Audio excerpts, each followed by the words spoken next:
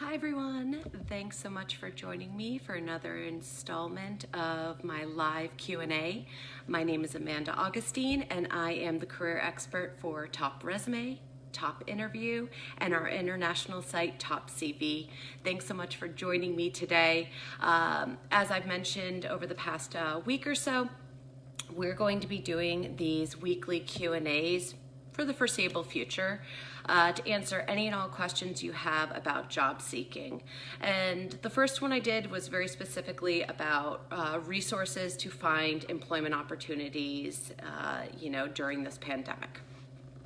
Last week's, I left it as kind of a free-for-all, like let's just answer any and all questions, and I didn't really have any particular focus that we discussed. I kind of just took it all and talked a little bit about prepping for a job search in general. Today, I'd like to focus the bulk of our conversation on interviewing, job interviews, how to prepare for a virtual interview, whether that's over the phone or through video conference, following up, answering the tough questions that may be coming, questions you could be asking, anything, everything that has to do with interviewing. Of course, if there is some other question that pops up, I am happy to answer any job search question. But at least the beginning of today's talk is really going to be me providing some tips on interviewing. And then ahead of time, I had started sourcing some questions from my colleagues. What have some of our other customers been asking about? I went to my social media channels and asked, are there any interview questions you'd love me to talk about or answer for you? So we're going to start with some of those, but I want to open it up to anyone and everyone who's listening and watching. If you have a question, please post it in the comments below. And then my lovely colleague will be helping me make sure that I don't miss a question and that I answer all of them. I'd love to know where everybody's tuning in from. What day is it for you? What day of quarantine is it for you? I've 100% lost count. I could not tell you. I know it's been over a month, but beyond that, I don't think I could give you a particular date at this point in time. So if anyone wants to let me know where you're listening from, and also how long have you been kind of hauled up at home? Because I know it's a lot for everyone. So again, today is all about interviewing, and why I thought it was important to bring up this topic is because interviewing has changed. Companies that were not necessarily really into using technology as part of their interview process, or not really into video conferencing in particular, are now being forced to use those platforms in order to interview and evaluate potential talent for their company. I think it's important to note that, of course, most companies always start with a phone screen. Some of them are even texting and trying to get some information out there. And then ultimately you were trying to land that face-to-face interview. But now that doesn't really exist because we are trying to flatten the curve. We are trying to avoid contact with other people. We're sheltering at home. But you know what? Companies still need employees and people still need jobs. And so now the interviewing process has really moved online. So what can we talk about when it comes to nailing the virtual interview? I want to start with a few tips about phone interviews in general, move into stuff particularly around video interviewing, and then I also want to open up to any and all questions that you have as it relates to interviewing during this time period. And I know we've already got some really great questions lined up that I'm really excited to answer because I think a lot of people will find them useful. So if you're just tuning in now, again, my name is Amanda Augustine. I'm the career expert for Top Resume, Top Interview, and Top CV. All of these services are based on helping people find and land that next right job. How do you tell the best version of your story? And guess what? You still have to tell a really great version of your story even during a pandemic when you're seeking work. In fact, it might even be more important to nail that story because now you're doing it in a virtual environment as opposed to face-to-face. I know so many people who say, oh, if you could just get me in front of the hiring manager, I've got this. Well, that's not really an option right now. You can, but it's going to be through video. So let's talk about what we can do in those circumstances. Let's start with that phone call, because I think you're going to see that some companies are using that as the initial screening process, which was done in the past. I think some may continue the phone calls. You may have more than one phone call before you actually hit the video interview. Something I would like to know is that if anybody's watching and you have been interviewing during this time, I'd love for you to raise your hand. I'd love for you to share with everyone else, what has your experience been like? Has everything been done through video? Has there been a little bit of phone, a little bit of video? Are people postponing? What has been your experience? Has anybody been asked for a face-to-face interview? Or have they just been told, we're going to get back to you in a few months after everything calms down? I'd love to know what some of those experiences have been like, because I think it's really good for all of us to understand what people are seeing at different organizations and for different people's career journeys. One thing I did want to bring up, and I failed to mention it last week, and I kicked myself later, but Top Resume has a resume makeover contest. And normally about once every other month, once a quarter, we pick somebody out and we give them a completely free resume makeover at zero cost. And given what's going on right now, we are actually going to increase the number of winners. Actually, for the next 6 weeks, we are going to be picking a winner every week. And so if you think your resume could use some sprucing up, if you'd love to get not just a second set of professional eyes on it, but you'd like somebody to revamp it for you and at no cost, I really encourage you to sign up for the free resume makeover contest. I know my colleague's going to put the URL in the comments section, but it's topinterview.com/resume-makeover, or resume-makeover. If you haven't taken advantage of it yet, please enter. It's one entry per person. You don't have to do it every day. You don't have to do it multiple times. Once you're in the pool, you're in the pool, and we will be randomly drawing names out. I'm really hoping that some of our winners are directly impacted by COVID, and so we can really help you land on your feet and feel more confident about your job search. So just in case you missed that, Top Resume has a resume makeover contest. Instead of choosing a winner every other month or so, we're actually going to choose a winner every week for 6 weeks in a row, starting this week. So I encourage you, while you're listening to me now, or as soon as we're done talking, jump online to topresume.com/resume-makeover, and you can submit your resume to be one of our winners. In addition, we'll give you a free critique. Hi, Islam. Hi from Jersey. Oh, I'm a Jersey girl, actually. I live on Long Island now, but I grew up in Jersey. You know what they say, you can't take the Jersey out of the girl, right? I think I saw a comment from Jenna, and she said her boyfriend just landed a job and it was all phone and video. I love that. And I actually have a colleague whose husband just landed a job as well. It started about a week or two ago, and that was all virtual as well. So, and these are not part-time jobs. Jenna, I believe we have spoken. This is a full-time permanent position, so keep that in mind. It's not just those short-term interim positions that people are landing right now. They are landing those permanent jobs. People are still hiring.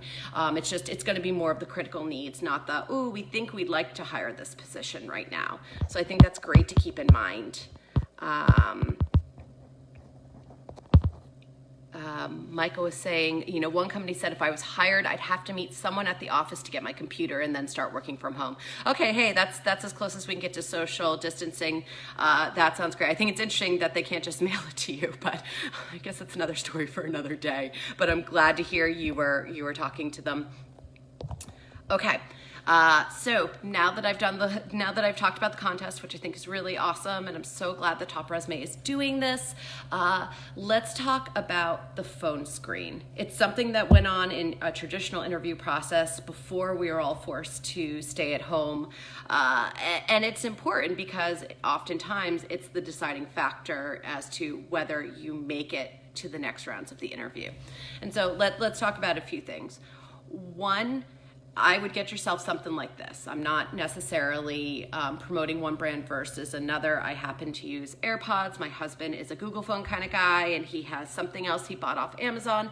But I do recommend getting a good set of headphones that either have noise canceling on them, but they also have the microphone, so that when you are doing phone interviews, and even because so many of us are working from home right now, if you land the job, they are clutch when you have to do a lot of phone conferences and video conferences. I highly recommend having some sort of headphone that allows you to hear the person on the other end of the line much more clearly, but also it will make sure that they can hear you much more clearly. I know that in the past I was just holding my phone up to my ear. I tried doing it on speaker, and I got so many complaints from my colleagues that they could not understand me. I don't have an old phone, I don't know why, but they were having challenges. I bought these and it was a freaking game changer. So I do recommend getting some sort of headset so that when you are having a phone interview, or even if you're doing a video interview, I'm pointing as if you can see my laptop, which is over here. There's a little insight into my room. That you can hear clearly and they can hear you. You don't have to worry about the audio on your computer. It's much more helpful, because of course one of the big tips that everyone's going to tell you when you're doing a phone interview or when you're doing a video interview is that you need to find a quiet place. And for some people, that quiet place is in their closet. For some people, it's hiding in the bathroom, and I get that. Not everybody has the luxury of a lot of space or floors that they can separate from other people. We're all stuck at home. It's not like I can tell you to go to the library and get a study room to do your interviews. You have to work with what you've got, and so that's why I think having some sort of headset really does help. If you need to do it in the closet, go do it in the closet. If you need to do it in your bathroom, do it in your bathroom. We'll talk about what that means when it's a video situation. If you look back at my last few live chats, I've been kind of playing with where am I doing these and what does my background look like, because I was in our guest room and there was a bed behind me and I was trying to hide it with the big chair and it was driving me nuts. And so I've literally been walking around my house with my phone, walking around to see, well, what's a good background? Where do I have enough light? But also, where can I make sure that there's nothing random behind me that's going to distract? Because that's really what it comes to is, can you find a place that's quiet for phone interviews? But when it comes to video, it's how can you make sure that your background isn't distracting? And there are tips and tricks to that. So for phone interviews, the one beauty about a phone interview than any other type of interview out there is that you can basically have a cheat sheet. You can have everything printed out in front of you and no one knows anything different. You can have a list of questions you want to ask. You can have research on the company. You can have talking tracks and talking points and even, script, though be careful because you don't want to sound scripted or rehearsed when you're answering questions. But if there are particular things that you're concerned about, how you'll answer them, how will you address questions about salary or previous salary, which is illegal in some states and cities. You can have everything laid out in front of you. And I think that that's actually really helpful. So one thing to keep in mind is that when you are doing a phone interview, make sure you have those resources. Take advantage of the environment you're given. Make sure you have a copy of your resume, the version that you sent for that application, since I know everyone tweaks their resumes on a regular basis. Make sure you know which one you sent them and what they're looking at. You may want the most recent version of your resume there as well, in case you've added new information and you want to bring that up as you're talking to the person. Any information you have on the company and the person who's interviewing you. I actually find that it's really useful. I do this when I'm interviewing with journalists and that sort of thing. I always want to look them up, Google their name, look for them on LinkedIn, or do an image search, and I'm finding a person and I either have their face up on my screen so I can glance at it, or I print it out. I know it sounds weird, but it's because I want to make a connection to the person that's on the other line, and it helps me if I have a face that I'm focusing on, that if I keep in mind that I'm not just talking to air, I'm not just talking on a piece of electronic, but that I'm looking at somebody and there's someone else on the other line. And that always helps me feel more comfortable with the situation. So keep that in mind. Also, what I found is really useful is to have a mirror nearby. Now, I'll admit I don't have one here with me right now because I'm staring at myself on my phone right now as we're doing this live chat. However, I found that it's really helpful when I'm doing a phone interview to have a little mirror nearby, whether it's a compact, whether I'm standing in my bathroom while I'm doing the phone call, so that I can look in a mirror and smile. And I know it sounds silly, but when you want to promote likability, when you want to try and increase connection through an electronic device, and you don't have the beauty of trying to make eye contact like I'm trying to do right now, hello, it helps to have a mirror nearby, because if you look in the mirror and you smile, that actually comes through over the phone. I've known sales teams where they handed out mirrors to every rep and put the little ones that went on their desk. Someone once told me a smile has zero cost of goods, that it doesn't cost you anything to smile, but it has a lot of value. And I think that's something to keep in mind, because obviously when you're interviewing with someone, it's not just about your skill set, it's about your personality. It's about, would this person want to work with you? Do they think you'd fit in with their company? Do you seem like you would mesh well and be liked by the other people in the group? Because that's just as important as the skill set. In fact, there was a study done, I want to say it was by JobFight, where the number one most important factor in interviewing beyond experience was personality and cultural fit. And so that's something to keep in mind, that they really are trying to assess your personality and potential cultural fit with the organization from the phone screen. So those are really important things to keep in mind. Luckily, when it's a phone, you can have all your materials out. You can have all your research on the company. You can get a sense for their voice and their style, and are they quirky or are they more traditional and buttoned up, just based on what you're finding online, based on anyone you know in your network who's worked with the organization, whether they're a current employee, previous employee, or somehow connected to them. You definitely want to talk to those people ahead of time. And I think that's really important to keep in mind. So a few things that I know I'm probably not doing the best job at, and I have to continually work on. But when you're on a phone interview, and I think it happens in video as well, suddenly the the likes, all those filler words, they tend to be more obvious.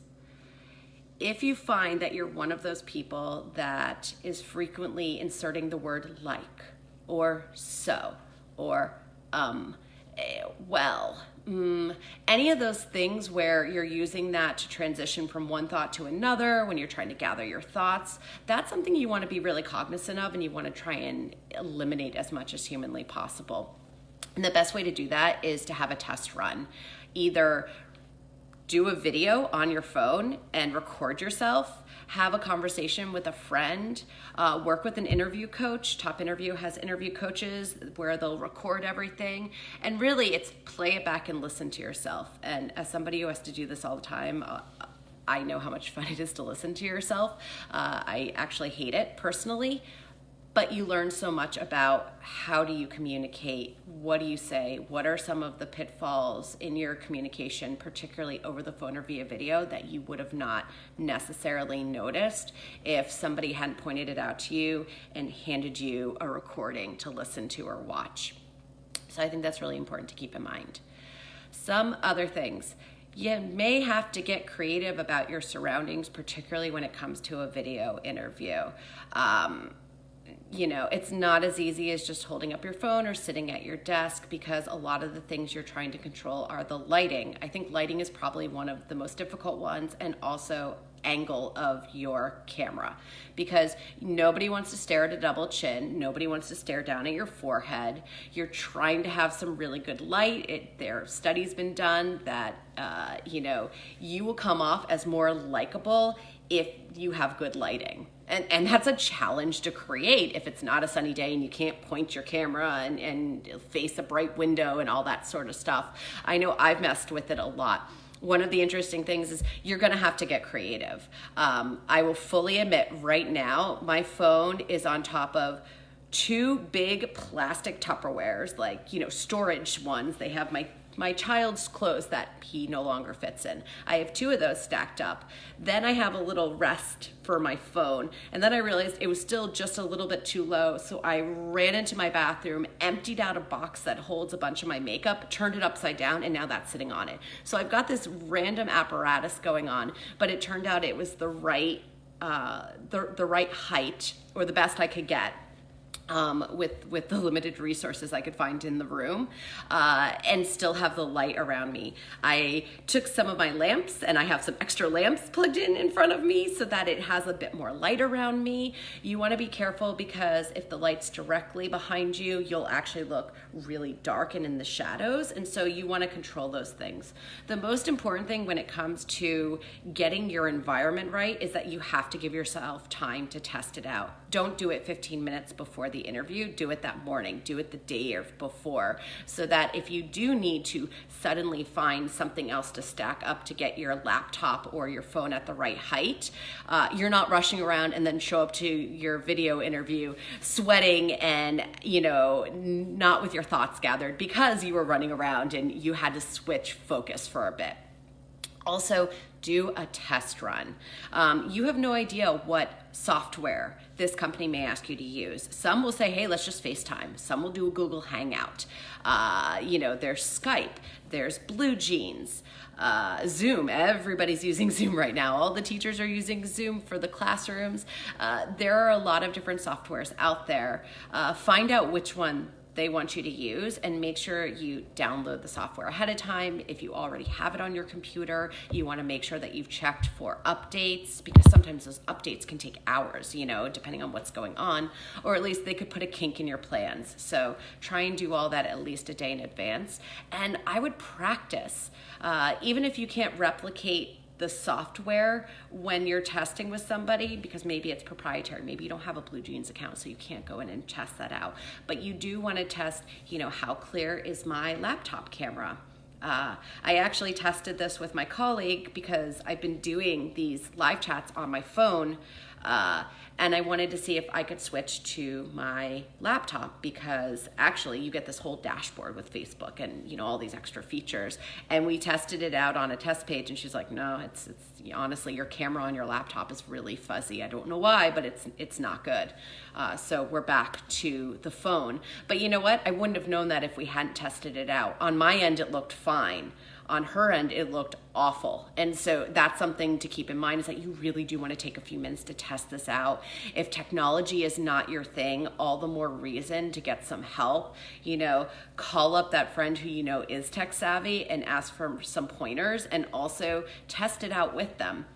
This is also when an interview coach can be helpful. Yes, some interview coaches would normally do things in person. Actually, Top Interview's always been set up so that it was a video interview or phone interview that's recorded. And I think that that's a really good thing to keep in mind, because you can actually get a real feel for what it would be like in an interview, and get a recording, and then be able to go back and say, okay, what do I need to change? Where did I fumble? How could I do better? How was my lighting? How was the angle of my camera? Because they can give you pointers on all of that, not just how are you responding to certain questions, though that is, of course, a very important part of the interview process. I've talked a lot about tips for figuring out where you can go to do a video interview. I will say, number one, phone interview, closet. Closets work well. There's clothes around, it kind of muffles out the sound. Get a good set of headphones.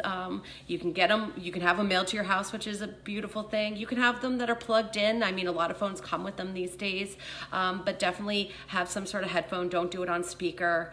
Don't hold it up to your ear. It just leaves room for more potential issues with the connection, with the audio, that sort of thing.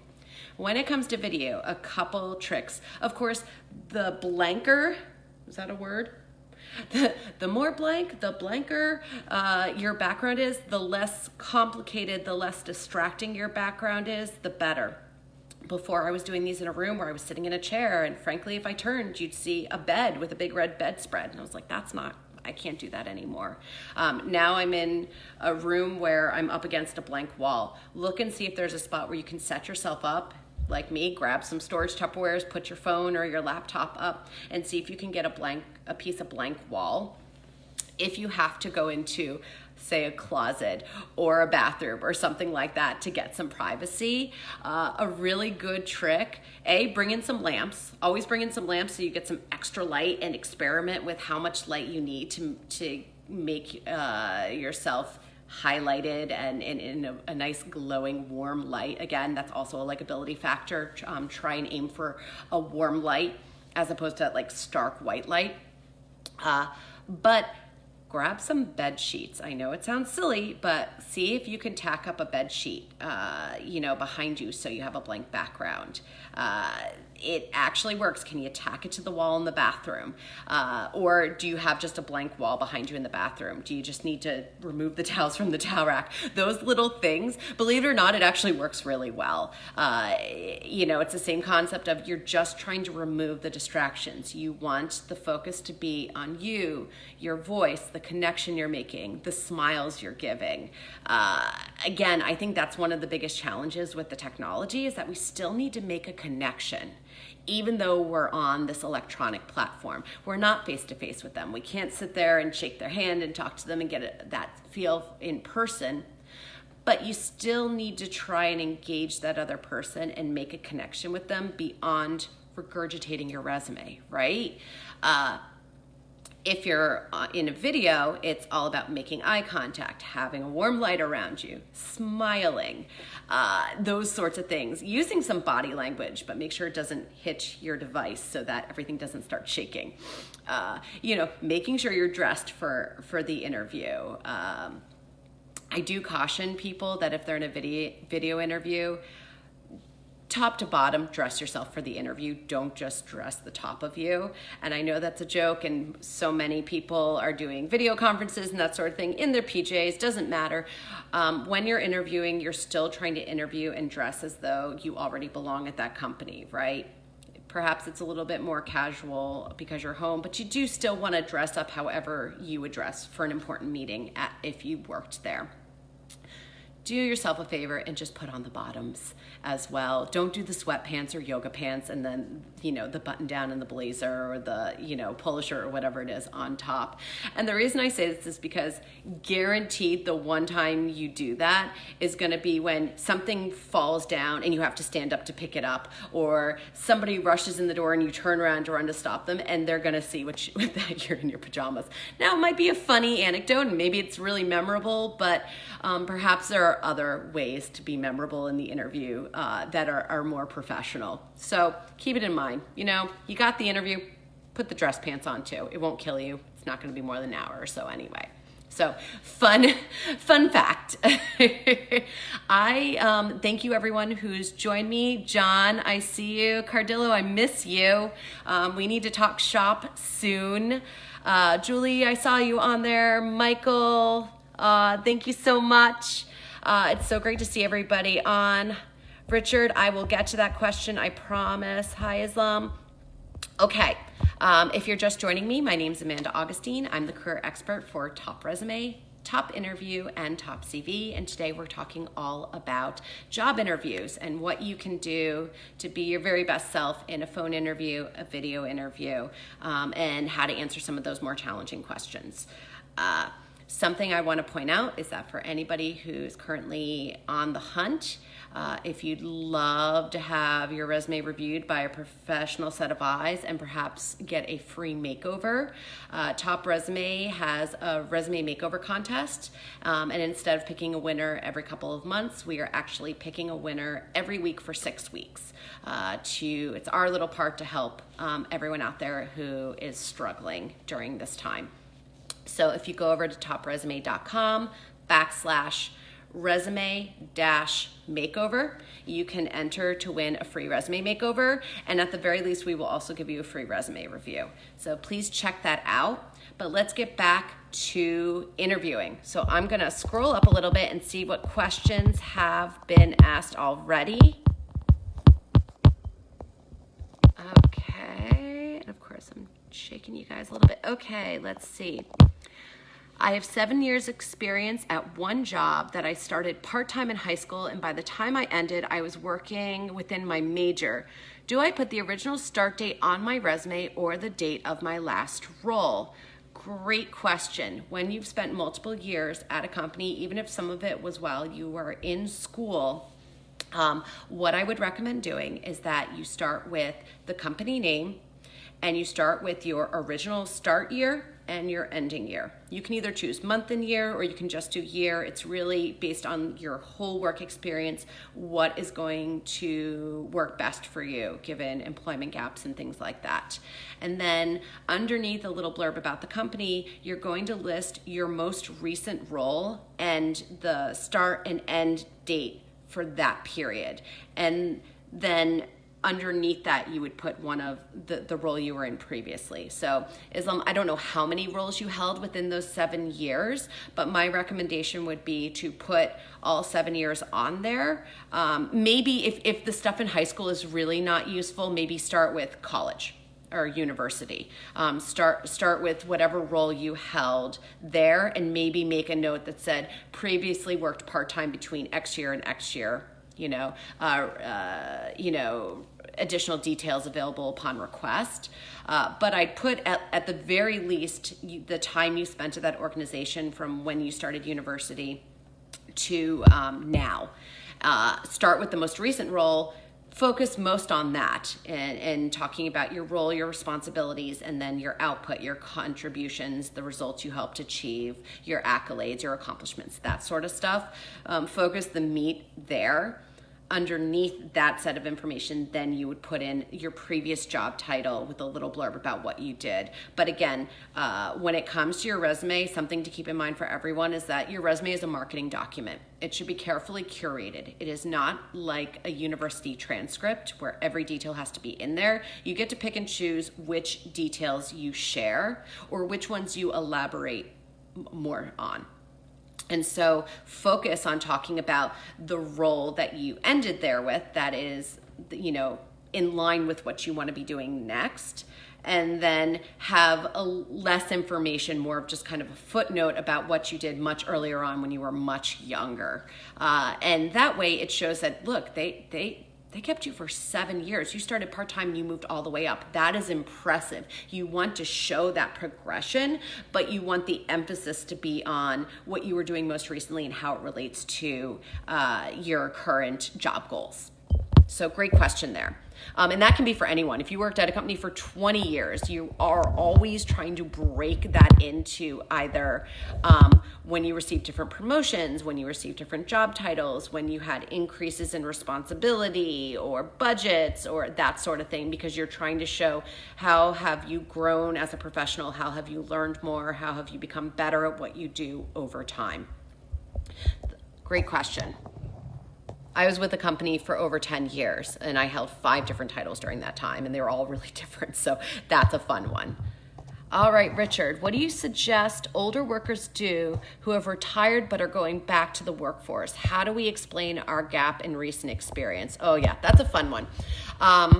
So the resume format that I absolutely hate, which is called a functional resume, focuses more on your skill set and less on your employment history in chronological order or reverse chronological order, starting with the most recent thing and working back.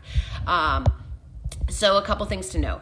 If you get to the interview process, then I don't think you really have to worry about it as much because they were willing to interview you. So whatever they saw on your resume, they're okay with that.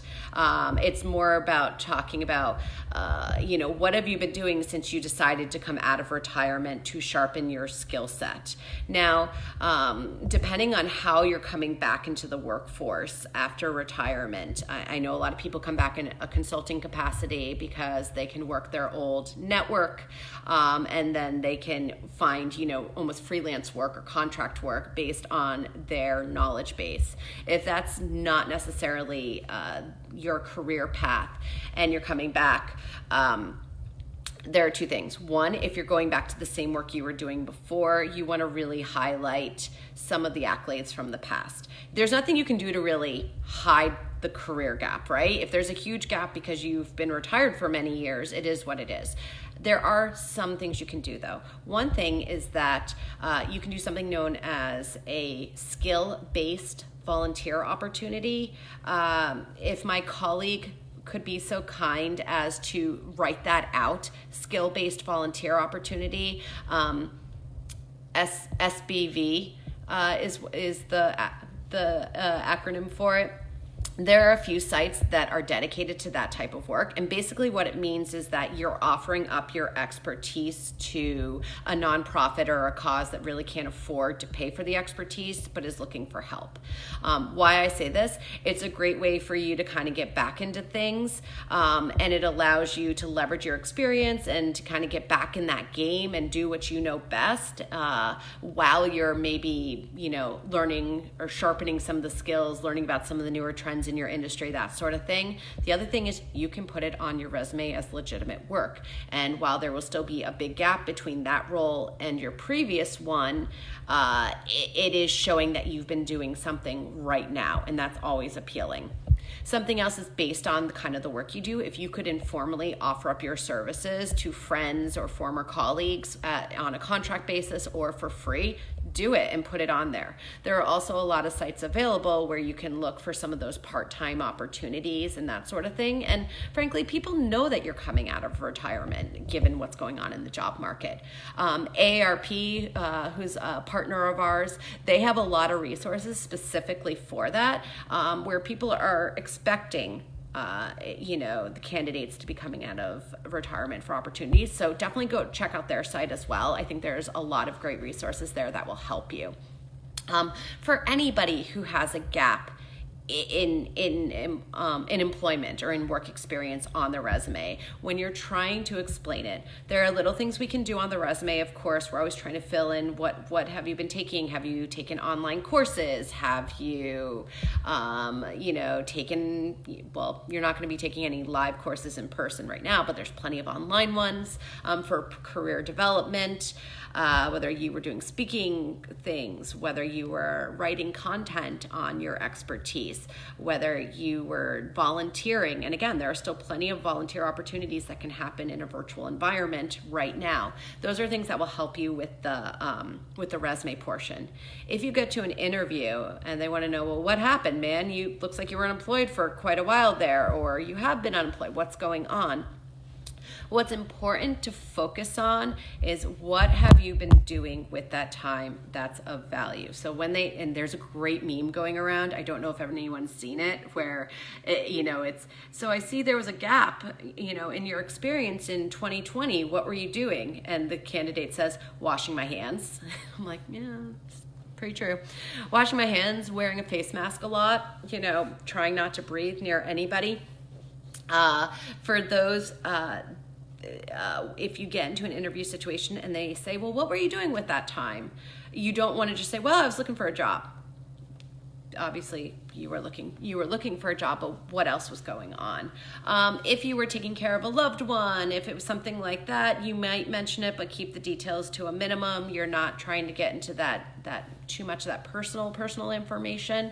But what they really want to know is, well, prove to me that you still have your skills sharp. If you've been out of the game for a while, I want to know that you still know what's going on. And so this is where it's, well, I was at home taking care of my children, or I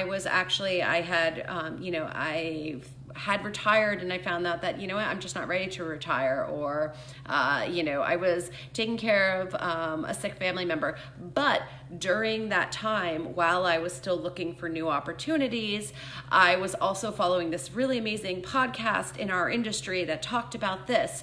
I was, I really got into, LinkedIn Learning, or what are some other ones out there, or Coursera or edX, and I did this entire series of online courses on X, Y, and Z because it really helped me understand this other part of our industry. Or, I discovered the site 10times.com, and they have these great virtual events for our industry. So I started attending those because I wanted to keep a pulse on our industry, even if I needed to take some time off, or something like that. You always want to talk about what were you doing with your time that was productive, that can somehow lead back to, so I actually am in touch with what's going on.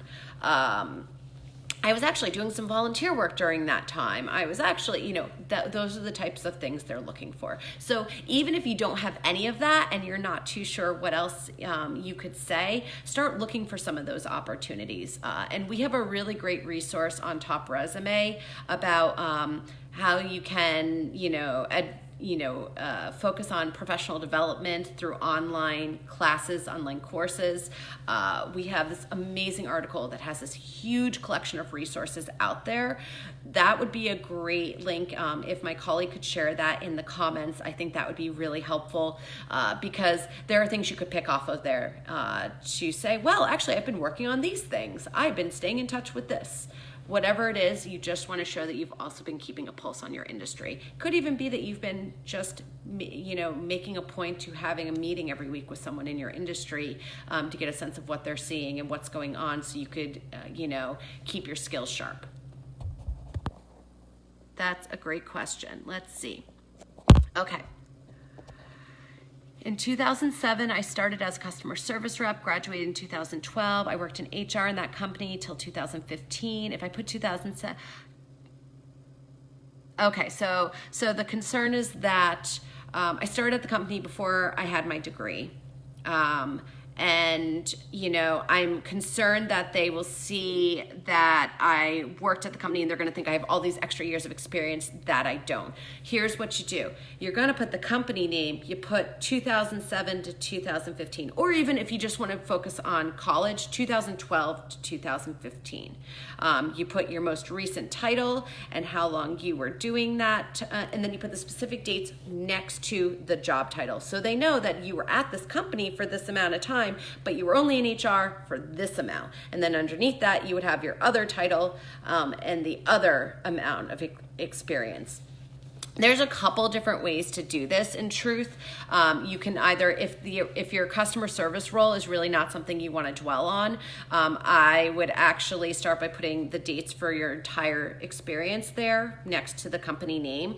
Then put your most recent title with the amount of years you've been, or the start and end dates for that.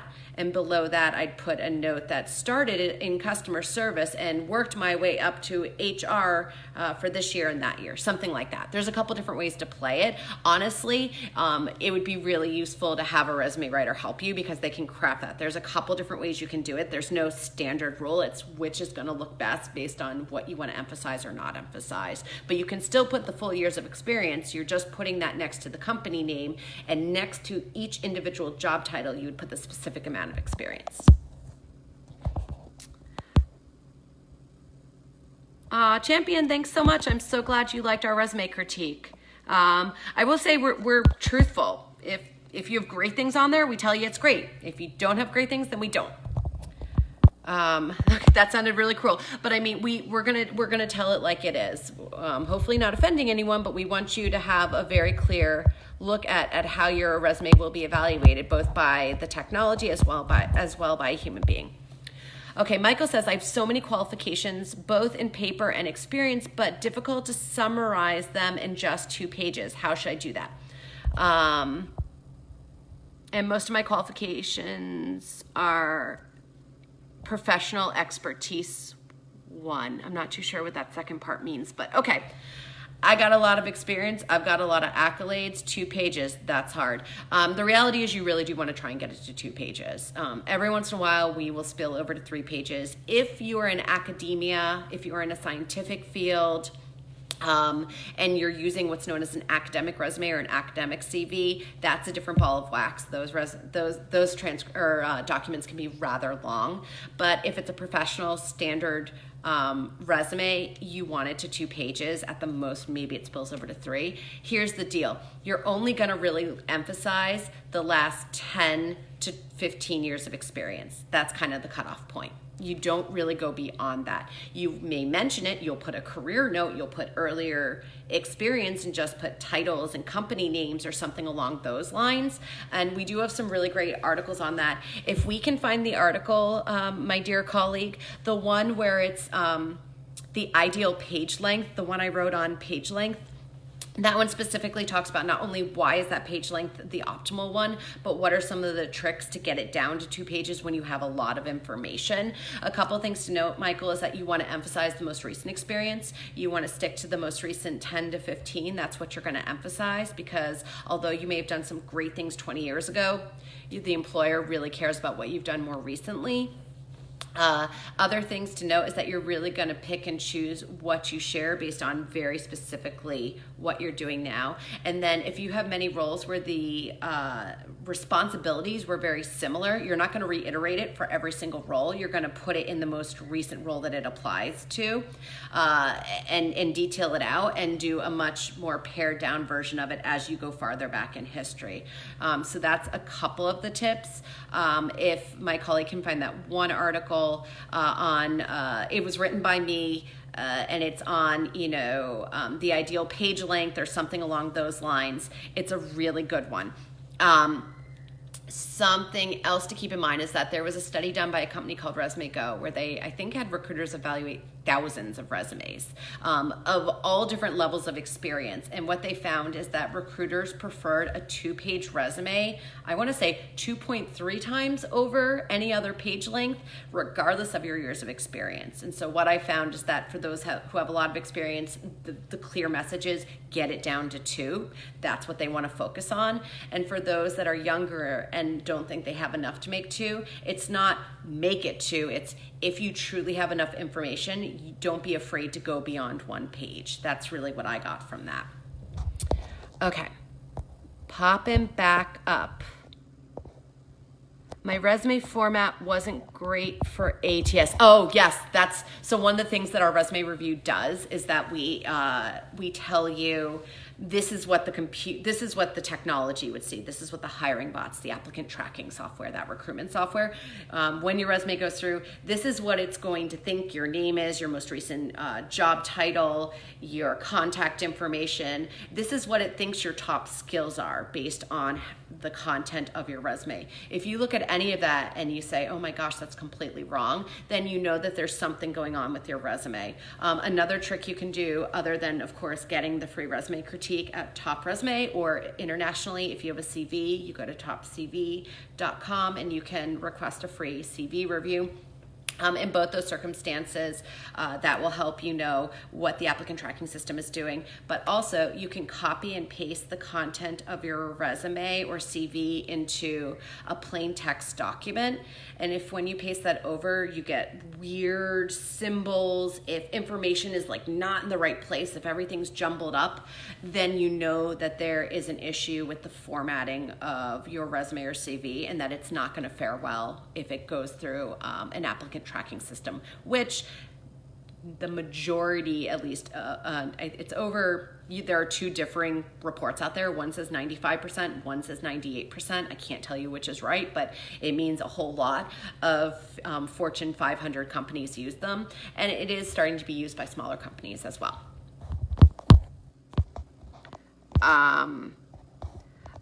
Okay. So Champion asked, please explain and highlight how the ATS system works and how it leaves qualified candidates out in the cold.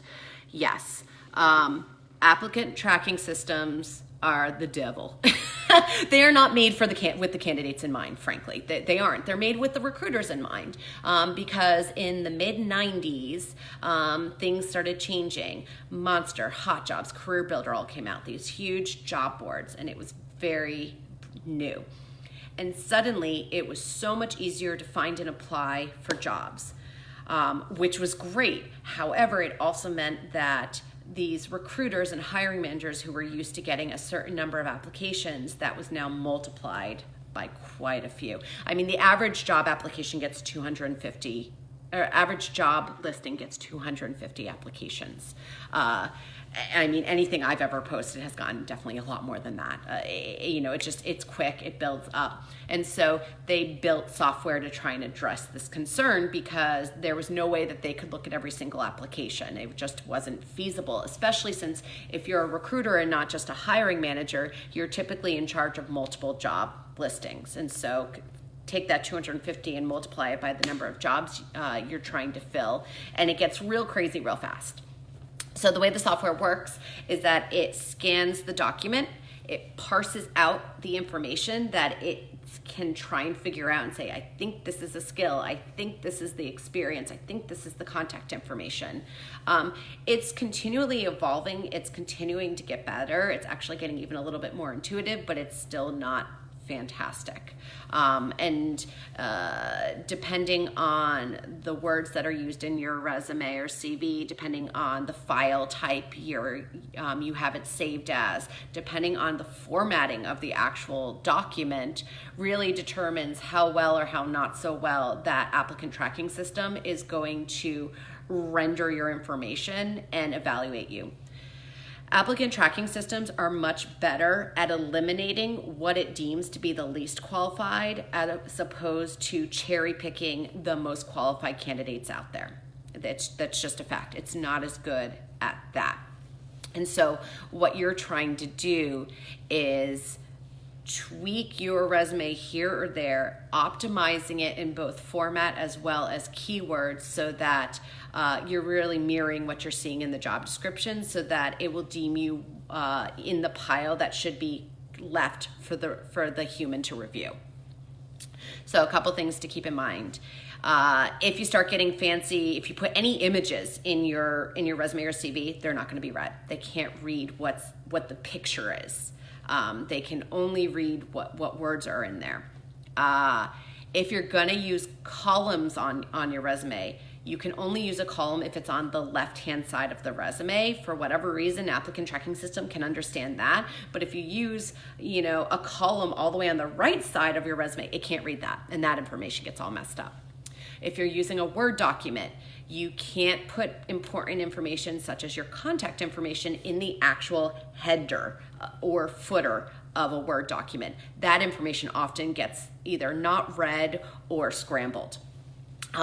You're still going to put that information at the top of your resume, just not in the header. You put it as a heading just below that 1-inch header or whatever. Some applicant tracking systems can read PDFs, some cannot. If the system, when you're uploading your information, does not specifically say that it accepts PDFs, then submit it as a Word document.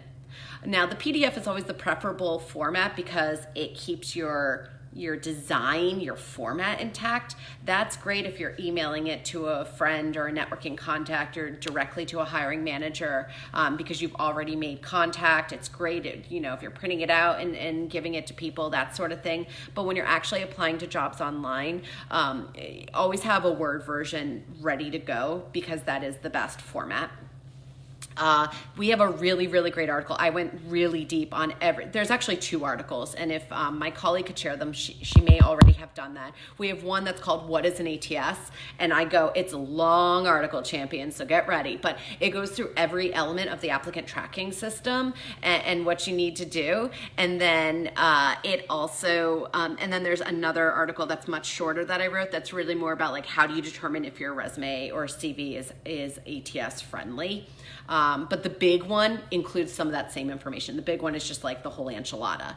Lewis is all about one page. Lewis, hey, you want a one-page resume, you go for it, sir. But based on the studies I've read, they would prefer it on 2 pages if you have enough information. So, and that's the big if. Like, if you're making a major career change, you may go down to 1 page because there's not enough relevant information and it doesn't warrant a 2nd page. If you're really fresh out of school, you may not have a lot of information. So, hey, go to 1 page. If you're going and you're giving a speaking event, have a 1-pager, but it's probably not your resume. It's just some other variation of like how you're presenting yourself. That makes perfect sense.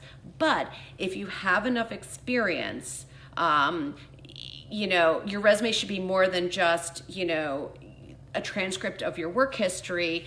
These days, recruiters, hiring managers, they're looking for a career narrative. That's one of the top 3 things that are challenging to replicate if you're not a professional resume writer. How do you build a career narrative in? They have a professional summary, not just an objective statement. They have a section for areas of expertise or professional skills or something like that. The top third of the page really kind of sets the stage for the rest of the information. And then you lead into your experience. If you recently graduated, then your education is most likely above your experience. There are a few different variables there. So keep in mind, it definitely, hey, do what you want to do. I'm just telling you what I've learned. Thank you so much. So my colleague listed the articles on how to beat the ATS bots. You were saying all the things that we getting my resume rejected every time I noticed when the application was wrong. Yep, that was a red flag. The other thing I'd say is that beyond formatting, keywords are really important. So when you're talking about resume, I'm just checking my time real quick, guys, because I know there was some interview questions too, since this was supposed to be more about interviewing, and I didn't really get to those. So we're almost at that 2-hour mark. The one thing I'd say is that the parsing information may all get correct. However, if the keywords aren't lining up, you need to optimize the resume for the keywords based on each particular job listing. And so there's slight tweaking of a resume beyond having it professionally written, because you need to adjust it as you're applying for jobs. And the best way to do this is, I would say, take 3 to 5 job descriptions that all describe the type of role that you believe you're qualified for and represent the role that you want to pursue right now. And kind of copy and paste it all into a Word doc, and you can either plop all that information into a word cloud generator, or you can just scan it with your eyeballs, but you're trying to identify what terms beyond than, those types of things. What are the words that are routinely popping up? What phrases are routinely popping up in all of these job descriptions? And you want to make sure that that information, if it accurately describes your experience or your skill set, you want to make sure you are incorporating that in there verbatim. And that will help you get past some of those. Okay, I'm almost out of time, and I didn't get to talk about a lot of the interview questions. My dear colleague, could you hand me a couple of them? I would like to. If anyone wants to stick around, there are some interview stuff that I'd love to get to, because I know that people have a lot of questions about, like, how do I talk about being laid off? I know there was one from a lovely lady named Julie where, hey, I was laid off before COVID. So how do I address that while I'm searching for work right now? Couple things. As much as layoffs suck, and forgive me for the lack of a professional term, but as awful as they are, the one thing about a layoff is that people understand it's done for business reasons. It had nothing directly to do with your performance and how well you did in that job. And so, if you get to the interview process and they ask why you were laid off or what happened in that most recent job, don't go into the long story, but you can say, well, back in X amount of, actually before COVID, back at this time, the company was struggling with X, Y, and Z, or they found themselves in some financial issues, or, because of strategic reasons, they decided they were going to shut down this part of the business, blah, blah, blah. And unfortunately, my role was one of the many that was part of the layoff at that time. What I've learned from that experience is that I love doing this. I like working for companies that do this, or I really enjoy, it's going to depend on your situation there. But what I would focus on most is the very short version of the layoff. People understand that layoffs are for business reasons and has nothing directly to do with your performance. It's not that you made some major mistake and so you were given the axe. It's very much about the business itself, and so you just happen to unfortunately get caught as in one of those who was laid off. I think it's more important to focus on either what you learned from that experience or what you learned about the companies that you that you like to work for or the skills you like to apply. So if you were laid off, but you loved what you were doing there, or you loved that company, you can say, it was a really great learning. I learned a lot there. It helped me, while I was there, I was able to really hone this skill, or I got to try this thing for the first time and I learned I really love it, or, despite how things ended, I really loved the company vibe. And so, in my next role, I'm looking for a company that shares similar values or something along those lines. You're always trying to bring it back to, well, what did you learn from that experience? And more importantly, how does that learning, how is either the skills you learned or the experience or whatever that is, how does that apply to the job you're looking for today, and specifically the one you're interviewing for now? You're always trying to bring it back to whether it was an awful experience and you hated the company and you were fired, or you were laid off and you loved the organization, whatever it was, you're trying to pull one golden nugget of what did I learn from that experience, or while I was working there, how was I able to learn something new or build a skill set or something like that? How has it either helped clarify my goals for the future, either in the work I want to do or in the type of company I want to work for. All right. So Julie, just, when you've been laid off pre-COVID, what are tips to focus on when answering what happened with the layoff? Keep it brief. Actually my former employer was experiencing financial issues or was undergoing some major strategic changes actually before all of this happened. And back in X date, the company decided to, cut off this part of the business, or was forced to lay off a large portion of its workers or a group or whatever it was. You don't have to be very specific. And unfortunately, my role was one of those. I loved my experience there. What I really learned is that, I have this passion for doing X, Y, and Z, and I'm looking to bring that same passion to my next role in blah, blah, blah. So again, keep it light. Don't focus on it too much, and move straight on to what have you learned, and more importantly, why does it bring you excited and interested in working at this new company? Hillary asks, I want to change from one industry to another, but I have no real proven experience in my desired industry. How can I sell myself?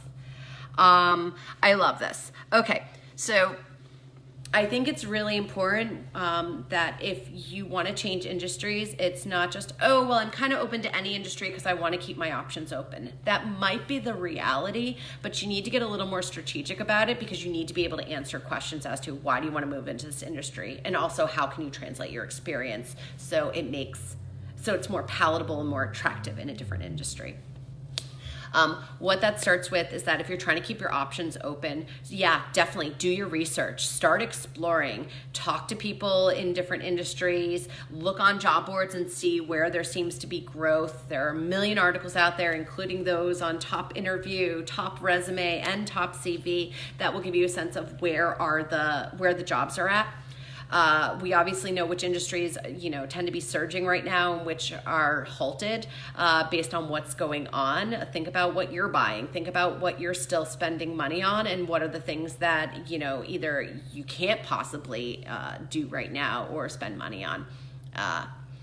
If your job search is, I need the job now and I can't wait till the hospitality industry recovers, or, travel industry recovers, whatever it is. What I recommend doing is looking for what industries are not only doing well right now, but where is it easiest for you to transition.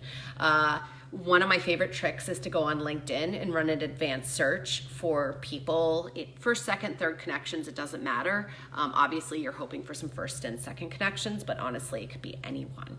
Run an advanced search and look for people who previously worked at a company like yours, so yours or a competitor, the same industry, and that have moved on to a different type of role. So you're going to do a lot of scrolling to see where are these people? But you're trying to see, is there another industry where it's easier for me to transfer my skills than another? I also think it helps if you are genuinely interested about an industry. Start reading about it. Do a Google News search. Look around and see, what's out there, because you really need to understand what's going on in that industry. Start learning the jargon, the business terms that they're using that are very specific to their industry. This is also when informational interviews are very useful. I talk about them all the time. They come up on every live chat I do. An informational interview is when you set up an interview over the phone, over video, FaceTime, whatever, with somebody who works in either an industry or a company or a field that you're interested in moving into. And you're basically picking their brain and just saying, I'm considering this transition. I'd love to know from you, what's the good, the bad, ugly, based on what I tell you about myself and my experience and my skill set and what I know. Where do you see me fitting in or not fitting in? Are there any knowledge gaps or skill gaps that I'm going to need to close in order to be more attractive? And is there anyone else you can introduce me to so I can continue learning more? Are there certain publications you think I should be reading? Are there certain social media accounts you think I should be following? And this will really help you. When it comes to selling yourself for a new industry, so when we are in the interview process, it's all about talking about, hey, I didn't make this decision lightly. I've done my research. Not only is this industry thriving, but I think I could bring a fresh perspective that based on what I learned in this industry, here's how my current industry and your industry are similar, and here's where I think they're really unique, and I'm interested to explore that more. So I really think it comes to being confident in yourself, confident in your skills, but also understanding both the similarities and the differences between your industries and talking about how you can bring a unique perspective. That sounds good to me, right?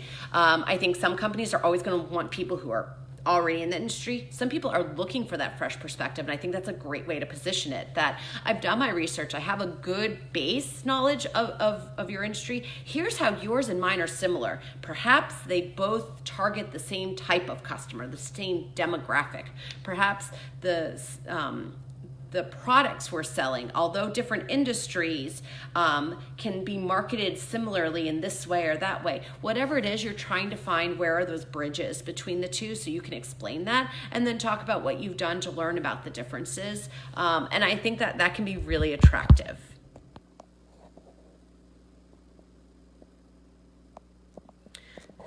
How can you project your resume on an international platform other than LinkedIn? I recommend, Kishore, looking for the right job boards, to be quite honest. There will be industry-specific platforms out there, but I think it's really important to focus on, yes, there's the social media channels. Yes, some people are doing video. There's lots of things for that. But I do think, as traditional as they are, some job boards, specifically the niche ones that are specific to a particular industry or line of work, tend to be the most effective because you know that you have the right target audience there. That's one of the things I recommend. When you're looking for jobs, there's three ways to pursue leads. You can identify opportunities online and apply for them. You can leverage your professional and personal network connections, and you can leverage recruiters. And so it's identifying particular recruiting agencies that focus on a specialty, and actually reaching out to them individually and presenting your qualifications to them to see if they have any opportunities that they're filling where you would be the right match.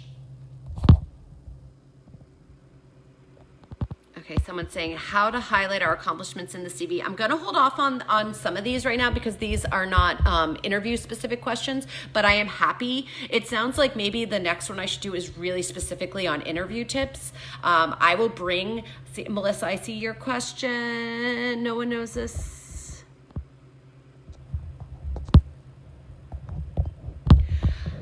Okay, so Yogesh, in terms of highlighting accomplishments on a CV to represent you as an achiever, you're always going to focus on the output.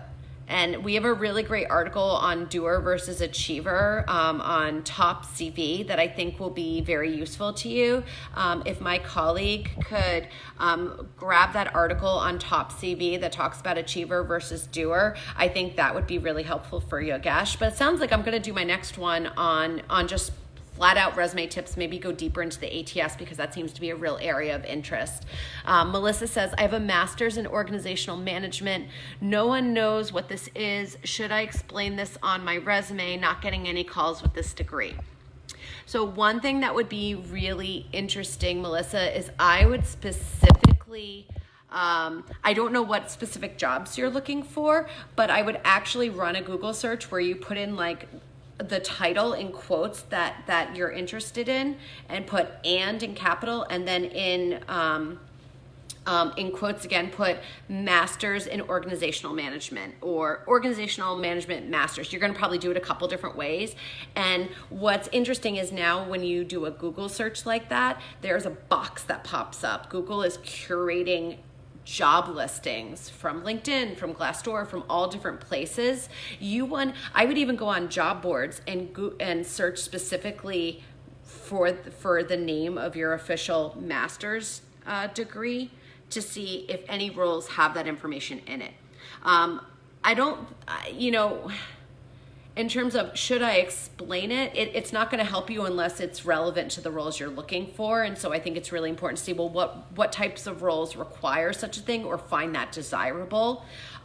One thing I would say is that at least after your name at the top of your resume or CV, you should put the initialism for your master's degree, even just an MBA or whatever it is. Put the official abbreviation for your degree after your name and mention it in your professional summary. But if people don't seem to understand it or get it, I think it's more important. It's like, okay, you have a master's, but what has it taught you? How can you take that knowledge and apply, and that combined with your previous experience, apply it to a certain role? I think it's more important to focus on leveraging the X, Y, and Z, knowledge I've gained from this degree to do X, Y, and Z in a particular job. When it comes, you're really gonna, if you want people to truly appreciate it, you're gonna have to find jobs where it's something that they're looking for. My guess would be automatically something in consulting, but I could be wrong. I don't know what you're specifically looking for in a job, but I think that's really important to keep in mind. Yogesh, my colleague, just put that last comment in with the article you were looking for. We had so many great questions. I didn't even get to the list that I had solicited from other people. So what I might do is work with my team to take those questions that were specifically on interviewing and put them together in an article to share. It sounds like based on this conversation, we will definitely do one. I'm here every Tuesday doing this from my home. We'll focus the next one particularly on the resume, the applicant tracking system, and kind of breaking it all down. So if you have any particular questions about that, feel free to put them in the comments here, and we will make sure that they get incorporated into next week's talk. And join me next Tuesday at 1 p.m. Eastern Standard Time, where we will be talking all about resume tips. Thank you so much. I'm Amanda Augustine, career expert for Top Resume, Top Interview, and Top CV. Thanks for joining me, and I will see you again next week. Take care, everyone.